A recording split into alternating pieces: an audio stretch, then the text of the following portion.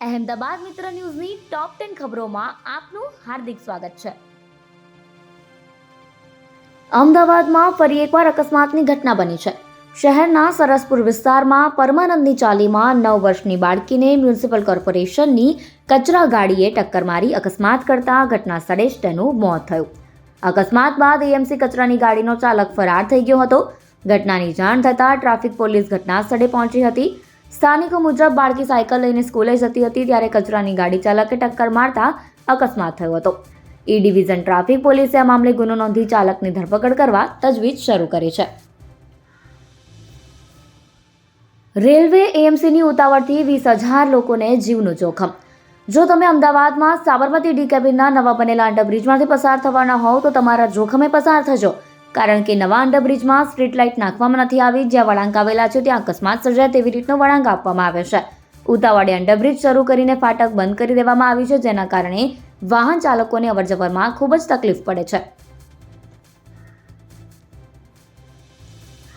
નવા વર્ષને આવકારવા યુવાઓમાં થનગનાટ. અનેક ઉતાર ચઢાવ વચ્ચે પસાર થયેલા 2024ને ગુડ બાય કહેવા અને 2025ના વર્ષને આવકારવા યુવા હૈયાઓમાં અનેરો થનગનાટ જોવા મળી રહ્યો છે. લોકો હર્ષોલ્લાસ સાથે આ ઉજવણી કરી શકે તે માટે અમદાવાદ, રાજકોટ, સુરત અને વડોદરા સહિતના શહેરોમાં વિવિધ પાર્ટી પ્લોટમાં ન્યૂ યર પાર્ટીનું આયોજન કરાયું છે. તો બીજી તરફ લોકો કોઈપણ જાતના ભય વગર આ ઉત્સવને મનાવી શકે એ માટે તંત્રએ પણ ફૂલપ્રૂફ એક્શન પ્લાન તૈયાર કર્યો છે.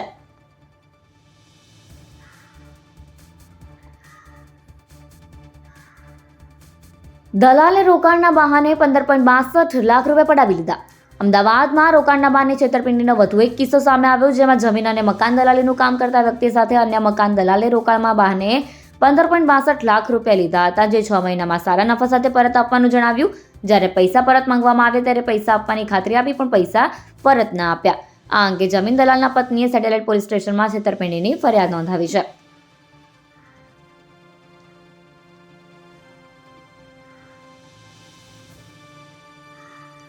સરકારી જગ્યામાં પ્રાઇવેટ ડીજે પાર્ટી. નારોલમાં એએમસી ટેનિસ કોર્ટ પરિસરમાં પાર્ટીનો વિડીયો વાયરલ.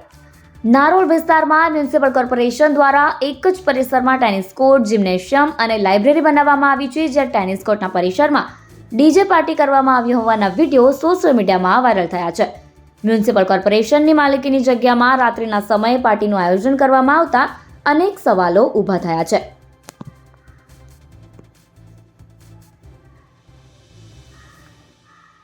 વર્ષ 2025ની શરૂઆત થશે સામાન્ય ઠંડી સાથે. હવામાન વિભાગની આગાહી મુજબ રાજ્યના કેટલાક જિલ્લાઓમાં લઘુત્તમ તાપમાન 1 ડિગ્રી સેલ્સિયસ સુધી વધ્યું છે, તો ક્યાંક 1 થી 2 ડિગ્રી સેલ્સિયસ તાપમાનમાં ઘટાડો નોંધાયો છે. એટલે કે હાલમાં ગુજરાત રાજ્યનું જે વાતાવરણ છે તેમાં વધઘટ જોવા મળી રહી છે. ક્યાંક અત્યંત ઠંડીથી હાડ થીજી જાય છે, તો ક્યાંક સામાન્ય ઠંડીનો અનુભવ થઈ રહ્યો છે. વર્ષ 2024ના છેલ્લા દિવસે એટલે કે આજે મધ્ય ગુજરાતના ભાગોમાં સામાન્ય ઠંડીનો અનુભવ થયો છે. આ ઉપરાંત સૌરાષ્ટ્ર, કચ્છ અને ઉત્તર ગુજરાતના જિલ્લાઓમાં ઠંડી અનુભવાઈ રહી છે.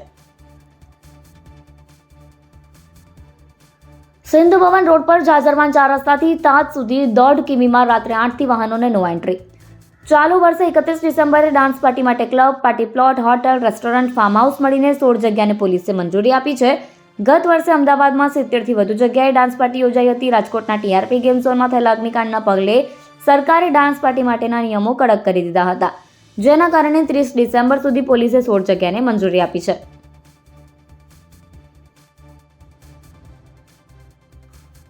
₹10 કરોડના વ્યવહારો ઝડપાયા. 2 કરોડની રોકડ ને 1.5 કરોડની જ્વેલરી મળી. આયકર વિભાગ દ્વારા સરખેજમાં ડોસાણી ગ્રુપ પર દરોડા પાડવામાં આવેલા હતા, જેમાં રોકડ જ્વેલરી મળી આવ્યા છે. આ ઉપરાંત 10 કરોડના બિનહિસાબી વ્યવહારો પણ મળ્યા છે. આવકવેરા વિભાગ દ્વારા ડોસાણી ગ્રુપની ઇન્કમટેક્સ વિભાગ દ્વારા તાજેતરમાં સરખેજ વિસ્તારમાં આવેલા કોલસો અને ન્યુટ્રીફૂડના વ્યવસાય સાથે સંકળાયેલા ડોસાણી ગ્રુપની Oyster International LLP, Black Diamond Trade Link Private Limited, Nutri Kings Private Limited, Wonderland Shri LLP અને ગ્રાન્ડ શ્રી પર દરોડા પાડવામાં આવ્યા હતા.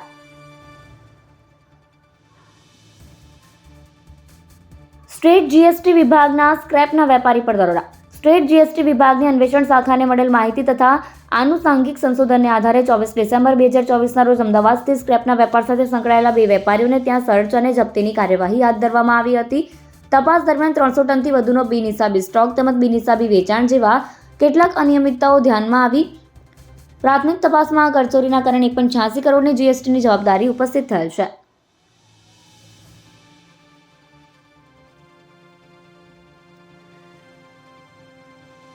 જજની સામે સસરાએ વકીલ જમાઈને મારી નાખવાની ધમકી આપી. નવરંગપુરા ગ્રામ્ય કોર્ટ ઓલ્ડ હાઈકોર્ટના કોર્ટરૂમમાં સસરાએ જજની સામે વકીલ જમાઈને જાનથી મારી નાખવાની ધમકી આપી હતી. વકીલના સાઢુ અને જજ વચ્ચે કેસને લઈ વાત ચાલતી હતી, જેથી સાઢુએ જજને મારી સાથે જે બનાવ બન્યો છે તે વકીલ સાથે પણ બન્યો છે તેમ કહેતા વકીલે હા પાડતા સસરાએ ઉશ્કેરાઈને ધમકી આપી હતી. આ અંગે વકીલ જમાઈએ સસરા સામે પોલીસ સ્ટેશનમાં ફરિયાદ નોંધાવી છે. અહેમદાબાદ મિત્ર ન્યૂઝની યુટ્યુબ ચેનલને સબસ્ક્રાઇબ કરો અને બેલ આઇકન જરૂરથી દબાવો, જેથી મહત્વના સમાચાર આપના સુધી જલ્દીથી પહોંચે.